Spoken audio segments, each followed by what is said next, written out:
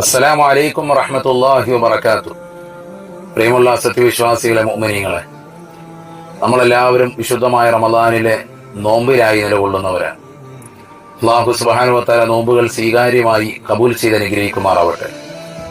പലപ്പോഴും ഇപ്രാവശ്യത്തെ റമദാൻ മറ്റുള്ള റമദാനുകളിൽ നിന്ന് വ്യതിരക്തമായിരുന്നത് ചൂട് കൂടുതലുള്ള കാലഘട്ടം മാത്രമല്ല, സ്കൂൾ പരീക്ഷയുടെ ചൂട്, SSLCയും പ്ലസ്റ്റും ഒക്കെ എഴുതുന്ന വിദ്യാർത്ഥികൾക്കിടയിൽ ആ ഒരു ചൂടും, സമയത്തിന്റെയും സന്ദർഭത്തിന്റെയും ദൈർഘ്യത, ഏകദേശം 13 മണിക്കൂറോളം നീണ്ടു നിൽക്കുന്ന ദൈർഘ്യത ഇപ്രാവശ്യം അനുഭവപ്പെടുന്നുണ്ട്.